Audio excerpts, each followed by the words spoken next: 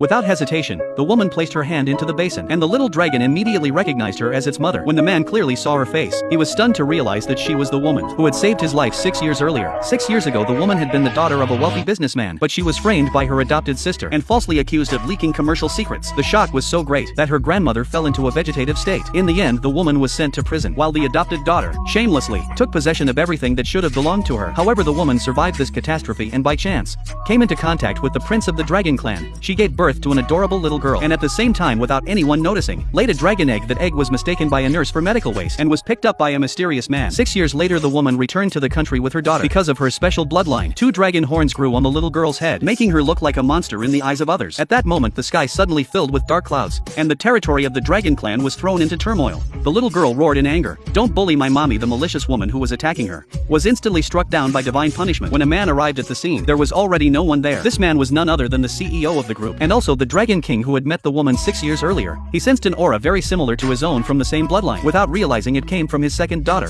born 10 years earlier after being the victim of a conspiracy. He had coincidentally met the distressed woman after the incident. At the hospital, all he found was a dragon egg which he raised, giving birth to a daughter. He mistakenly believed that the woman was a cruel mother who had abandoned her child. For 6 years he raised his fragile, often sick daughter alone, while desperately searching for marine biology experts who could cure her in order to treat her own daughter's dragon horns. The woman took her to a private clinic. The doctor diagnosed an extremely rare genetic disease and explained that only the child's biological father could completely cure her. The woman fell silent. She had no idea who that man was. Helpless, she had no choice but to leave with her daughter. Another goal of her return to the country was to enter the group as a top-tier international expert in order to uncover the truth about the past and take revenge on her enemies. The wheels of fate began to turn. The woman went to the long group with her daughter, but in the waiting room she was ridiculed by other candidates. They mocked her, saying that a woman who came to an interview with a child had no right to be there. Suddenly, a familiar voice rose from the crowd. It was the adopted daughter, now her sworn enemy. She was attending the interview under the identity of a wealthy heiress. Her goal was not only the position, but also the role of the CEO's wife. Seeing that the woman was still alive and even had a daughter with her, the adopted daughter humiliated her publicly without restraint. What she didn't know was that the woman before her was no longer the helpless girl she had been 6 years ago. The woman slapped her and declared in front of everyone that she was not there for an interview, but had been personally invited by the CEO as a special expert. Everyone was stunned. The interview test that followed was even more unexpected. It was to calm the CEO's daughter, whom he regarded as his most precious treasure.